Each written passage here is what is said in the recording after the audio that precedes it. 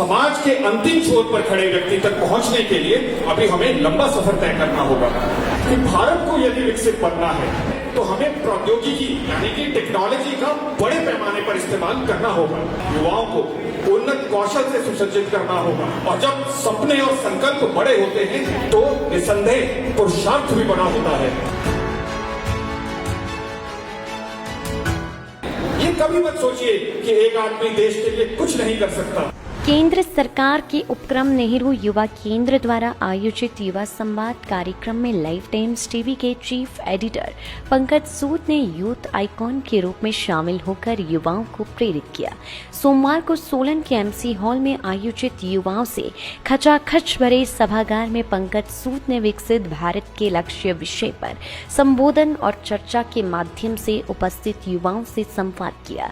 नेहरू युवा केंद्र ने कार्यक्रम में लाइफ टाइम्स टीवी के चीफ एडिटर और हिमाचल उत्सव के संस्थापक अध्यक्ष पंकज सूद और यूको बैंक आरसीटी के डायरेक्टर रोहित कश्यप को यूथ आइकॉन के तौर पर पैनल में आमंत्रित किया था, जबकि संवाद के पैनल में विशेषज्ञ के तौर पर डीआरडीए के प्रोजेक्ट डायरेक्टर शशांक और एलआईसी के अधिकारी राजकुमार शामिल रहे। पंकज सूद ने अपने संबोधन में विकसित देश बनने के लिए टेक्नोलॉजी और युवाओं के योगदान को रेखांकित करते हुए भारत के सपनों का खाका पेश किया। जीडीपी आजादी के 75 सालों में हालांकि 500 गुना बढ़ी और साल 2020-2021 के आंकड़ों के अनुसार भारत की जीडीपी 1,28,000 रुपए सालाना है। ये विकसित देशों की तुलना में बहुत ही कम है। अमेरिका का उदाहरण लें। अमेरिका में एक औसतन व्यक्ति साल में 48 लाख रुपए की कमाई करता है, जबकि भारत में यह आंकड़ा केवल 1,28,000 रुपए का है। ये बहुत कम है अभी, यानी कि आप मानिए अमेरिका या विकसित देशों की जो प्रति व्यक्ति आय है वो भारत से लगभग 50 गुना ज्यादा है। और यही हाल अगर हम बात करें जापान, इटली, ब्रिटेन और यहां तक कि चाइना जैसे देशों का है, जहां पर प्रति व्यक्ति आय जो है वो हिंदुस्तान से बहुत ज्यादा है। आखिर क्या कारण है कि ये छोटे छोटे देश इतने ज्यादा अमीर बन गए, इतने ज्यादा संपन्न हो गए? कार्यक्रम में सोलन जिला के विभिन्न शिक्षण संस्थानों के युवाओं ने भाग लिया और इस दौरान युवाओं की कई प्रतियोगिताएं भी आयोजित की गई थी। कार्यक्रम के अंत में नौणी यूनिवर्सिटी के उप कुलपति राजेश्वर चंदेल ने सभी विजेताओं को पुरस्कार भी वितरित किए। कार्यक्रम का संचालन ख्याति प्राप्त शिक्षक कौमुदी ढल ने किया। नेहरू युवा केंद्र की उपनिदेशक ईरा प्रभात के अनुसार केंद्र सरकार द्वारा मनाए जा रहे आजादी के अमृत महोत्सव कार्यक्रम के तहत युवा संवाद का आयोजन किया गया था।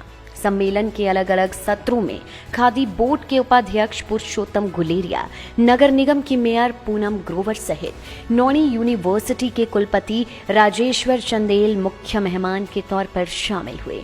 इस दौरान सोलन के कई वरिष्ठ शिक्षक जन और सरकारी अधिकारी भी मौजूद रहे। देश के पूर्व राष्ट्रपति और मिसाइल मैन के नाम से जाने जाने वाले अब्दुल कलाम साहब अपनी किताब मेरे सपनों का भारत में लिखते हैं कि भारत को यदि विकसित बनना है तो हमें प्रौद्योगिकी यानी कि टेक्नोलॉजी का बड़े पैमाने पर इस्तेमाल करना होगा।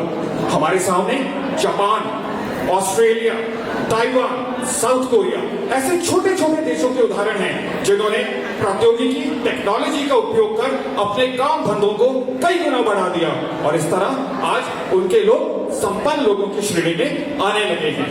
हालांकि भारत भी तेजी से आगे बढ़ रहा है। जैसा मैंने आपको बताया कि आज हम छठी सबसे बड़ी अर्थव्यवस्था बन चुके हैं, लेकिन अब हमें नई पीढ़ी को, आप युवाओं को उन्नत कौशल से सुसज्जित करना होगा। हमें शोध और अनुसंधान पे बढ़ावा देना होगा।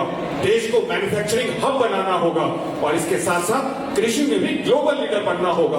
तभी हम एक विकसित राष्ट्र के सपने को पूरा कर सकते हैं। और ये भी याद रखिए कि हिंदुस्तान में आज भी 26% से ज्यादा लोग अत्यंत गरीबी में जीवन व्यतीत कर रहे हैं।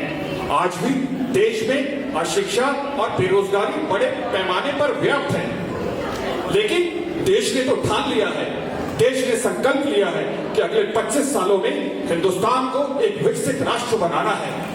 और जब सपने और संकल्प बड़े होते हैं तो निसंदेह पुरुषार्थ भी बड़ा होता है। अगले 25 सालों में देश को उस लक्ष्य तक पहुंचाने के लिए जो सबसे बड़ी भूमिका रहने वाली है वो आप युवाओं की रहने वाली है। जब मैं युवाओं को संबोधित करता हूं तो आपको बताना चाहता हूं कि आज हिंदुस्तान की जनसंख्या का लगभग 50 करोड़ से ज्यादा संख्या युवाओं की है। अगले 25 सालों में इन 50 करोड़ युवाओं की तरक्की ये तय करेगी कि हिंदुस्तान की तरक्की के मायने क्या होंगे। ये कभी मत सोचिए कि एक आदमी देश के लिए कुछ नहीं कर सकता, बल्कि आप जहां कुछ भी जो कुछ भी कर रहे हैं उसमें लगातार अपनी काबिलियत बढ़ाइए। और जैसा अब्दुल कलाम साहब ने कहा, ऊंचा लक्ष्य रखिए और लगातार उसे पाने के लिए काम करते रहिए। और उन्होंने जो एक विशेष बात कही, आपसे कहना चाहूंगा, आप गांव में, शहर में, कहीं भी कोई भी काम कर रहे हैं उसमें टेक्नोलॉजी की मदद से अपनी गुणवत्ता और अपनी उत्पादकता दोनों को बढ़ाइए, तभी देश आगे बढ़ सकेगा। याद रखिए, देश के, हिंदुस्तान के विकसित होने का लक्ष्य तभी पूरा होगा जब आप विकसित होंगे, आपके विकसित होने का लक्ष्य पूरा होगा। इत्र से कपड़ों को बहकाना कोई बड़ी बात नहीं, मजा तो तब है जब खुशबू आपके किरदार से आए। धन्यवाद। Life times TV desk report.